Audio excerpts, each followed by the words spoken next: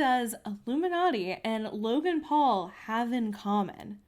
Sounds like the start of the weirdest knock-knock joke, and I would have assumed before now that they have absolutely no overlap in audience, what they try to do on their channels, but now it seems like they do have something in common. Suing when nothing else seems to work. Hi everyone, I'm Hazel the Heretic. Welcome back to the channel. Please subscribe and hit the notifications bell to hear more, comment your thoughts, and like the video if you like it. I really appreciate everyone that's subscribed, especially as a small channel. Today we're diving into the topic that's more relevant than ever. It's how the rich are weaponizing the legal system. Whether it's in the world of YouTube, in these high-profile social media legal battles, or whether it's how the wealthy, the legal system, to silence critics and push their own agendas for almost as long as America's been alive.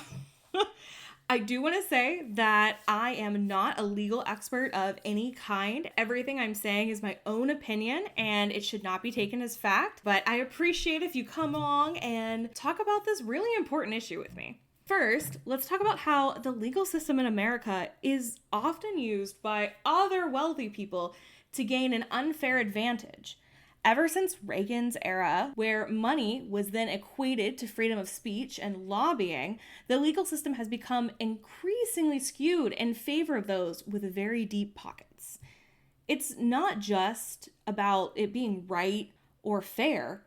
Sometimes the legal system seems to favor who has more money, which is incredibly problematic for a system that's supposed to be based off of blind judiciary. As a result of Trump's tax cuts, 2018 saw the 400 richest American families pay a lower tax rate than the middle class.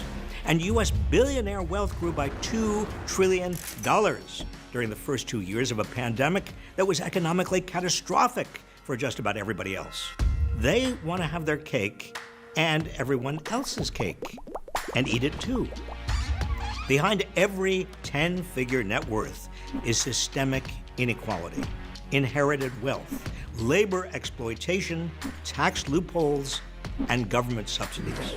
However, we've seen more and more since Reagan passed those bills to allow money as free speech. We've just been seeing it grow.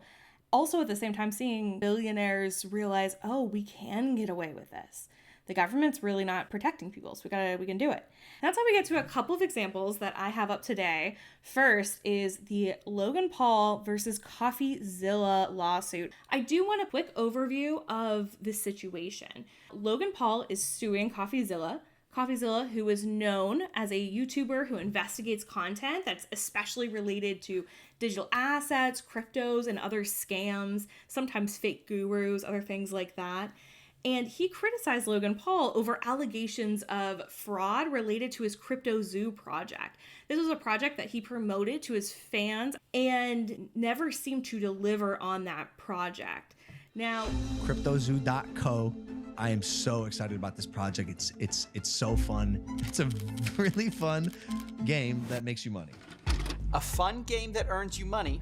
How much did you guys make from Crypto Zoo? I lost around $50,000 in Crypto Zoo. I lost $40,000. I lost around 15,000 US dollars. I lost $25,000. $120,000. $500,000 Australian, which is $500,000 in Crypto Zoo. Shut up! No, you haven't! Yeah, 500K. Oh, no. Logan Paul had also previously been talked about by Coffeezilla over his other alleged scam, Dink Doink, which was a meme coin that seemed to take a lot of money from his audience. In response to Coffeezilla making those Crypto Zoo videos on him, he then got very mad.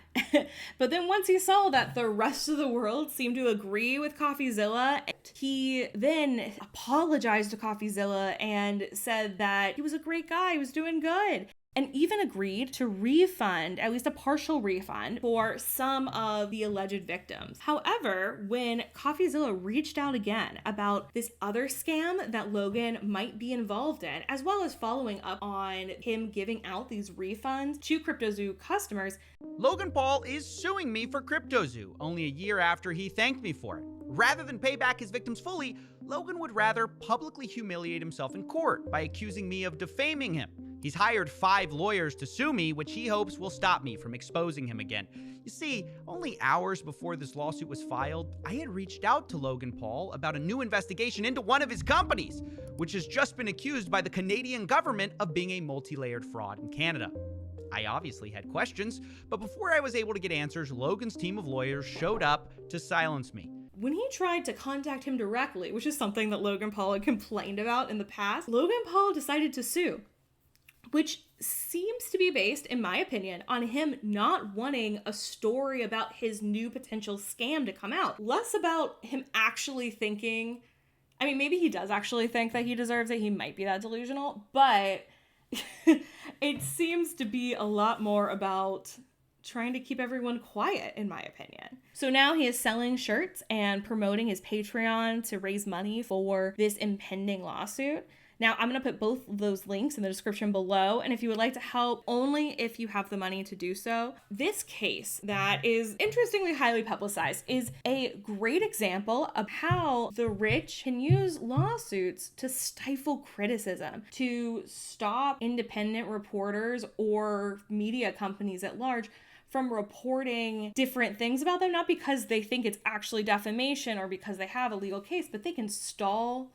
They can take time, they can take money, and, you know, Logan Paul does not have the truth on his side, but he's got the money on his side, and you would be naive not to recognize that he has so much more money than Coffeezilla does, and definitely me, so this is all, in my opinion, by the way, way more money than I have.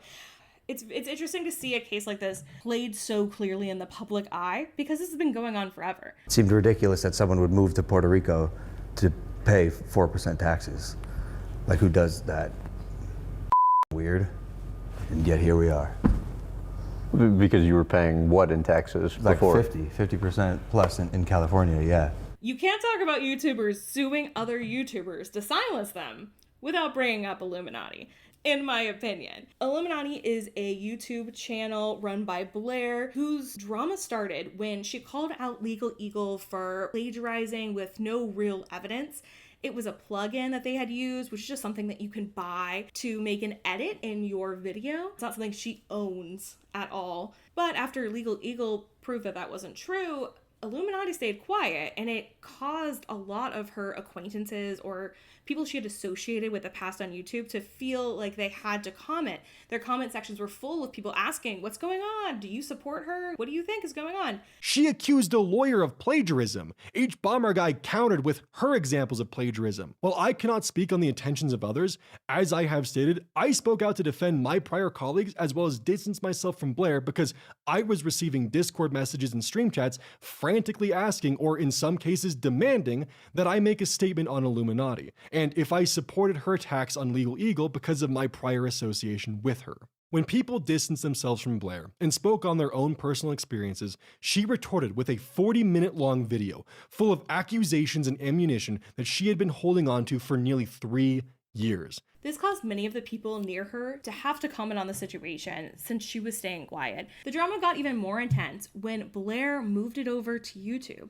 There, she talked about her story and her side of all of this information and gave a lot of very personal information, very publicly, about different individuals' mental health issues, as well as not seeming to be very honest about some of the things that she claimed other people did when they started to hear from more people around her than just her. Wonder released a tweet longer that went into extreme detail about what life was like around Blair. He started off by explaining his role in Sad Milk, quoting, "I'd like to start with the blatant lie on my role as a Sad Milk editor. I did not become an editor to cover my share of the joint editor payments. I was living paycheck to paycheck, yet always paid my share." He also would touch on the car that was repossessed. After speaking to a lawyer, Wonder found out that the contract between him and Blair wasn't legally binding. Blair never stated how he even broke the contract and ignored several requests to have his property that was still in the car returned. His gaming monitors, a PlayStation console, and editing equipment were all being held hostage. At the time, these tools were a critical component of his life as an editor. And to really seal the deal, she even threw his YouTube award in the trash. The Click uploaded a video that would completely uncover the true extent of Blair's lies and hypocrisy. He addressed the Discord situation and pointed out that most of the information Blair presented was taken out of context. Blair even went as far to pay people to dig up dirt on him. To top it all off, she even created alternate Reddit and Twitter accounts to harass him. The harassment wasn't even unique to him, but almost everyone that they had on the podcast. After this video that got a ton of views, a couple of her ex-friends responded to that video that she created. And when they did that, she didn't comment back or have another conversation about it. She sent people cease and desist and later sued two of her past employees, Oz Media and Felix the Cat. They have also both told their stories in full from their own perspectives, and I'm going to link those both below so that you can see those as well as a link to a GoFundMe for their legal funds as well. As the reason that these richer people seem to be doing this is to punish people who can't necessarily afford to fight back. I would like to note that Blair has been publicly silent on her platform for an entire year on this matter. Blair claimed that false allegations were being weaponized to silence her voice, but she has, in my opinion, been weaponizing the legal system to silence further criticism of her actions. I too, Blair, am confident the truth will prevail, which is why I'm actually breaking my silence, because I'm exhausted with playing the game your way. This would follow with the very next day, Blair sending out cease and desist to first Wonder and then later myself roughly 1 week later, June 5th. At this point, and up until September of 2023, I would have only made a single Twitter thread, as well as possibly 5 minutes of cameo time in Wonder's video discussing matters which Blair had previously made public. Not only were they both employees of hers, but they're both much younger men. And I'm not able to say anything for sure, but it seems like Blair has a really bad cycle of using younger guys that are a little bit more naive to the world and uses that to her advantage to take money from them, time from them, work from them. It doesn't seem to be the healthiest of relationships. Oz Media also went through that. When I watched his story, I genuinely, in my opinion, I've never seen a more clear example of financial abuse. On August 22nd, 2023, Blair began the official proceedings to put my home into foreclosure. If you are unaware of the details on this, please see my September upload titled Let's Talk Iilluminaughtii Drama Update. In this video, I explain the details of how I even ended up in this position. This foreclosure process was based upon a debt that I had accrued with her while we were dating. I had no warning, no notice of behind payments, no communication that this would be happening. Instead, I found out from a realtor who excitedly told me my condition of foreclosure and asked to purchase my home from me. What a way to wake up.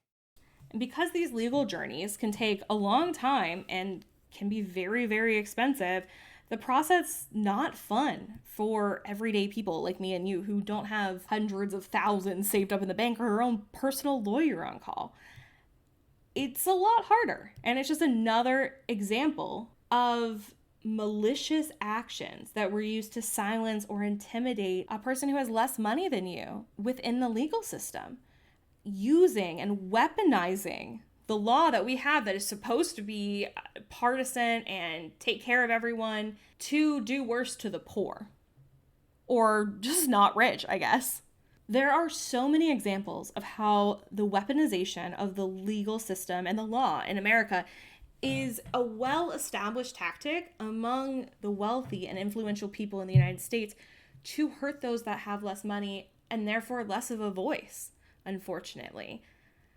Now, let's not forget the politicians in this, because they've been at this game for ages. They've created laws that benefit themselves and ignores issues that affect the average American. We'll still have to pay health insurance, and the federal minimum wage is still $7.25. Another really good example of the government failing. We're going to talk about the war on drugs, a policy initiative that has gone on for years. It was designed ostensibly to stop drug use and drug dealing across the United States. But what ended up happening is that it entangled millions of Black people in the criminal legal system for generations. For some people, this was an adverse consequence of a well-intentioned policy. But for others, this is exactly what they wanted the policy to do. A stark reminder that the legal system can be both a shield and a sword for those in power. Please let me know if you know any stories about when the wealthy or influential used our legal system to try to gain and off of the people that maybe had less than them or just not as strong of a voice.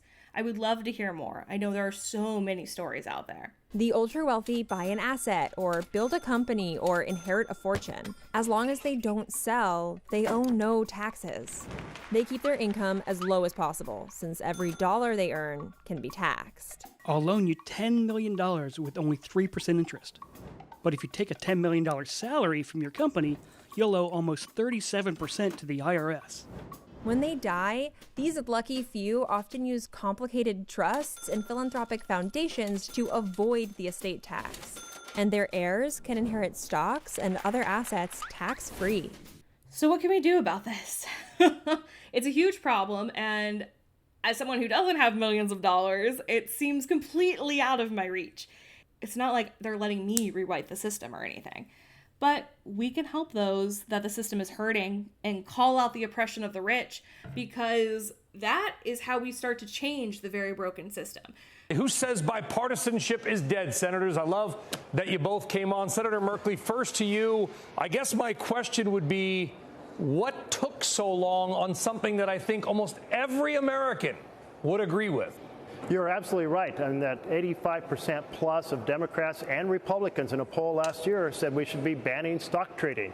It's been now 12 years I've been on this mission. It took so long because most members like to retain this privilege despite the fact that it's a very corrupt practice. It's corrupt because they benefit from advantageous information here on Capitol Hill. They do better than a general stock portfolio. And it's particularly corrupt because people are thinking about their portfolio when they're writing legislation or voting on bills. The bottom line, they should be serving the people, not their portfolio.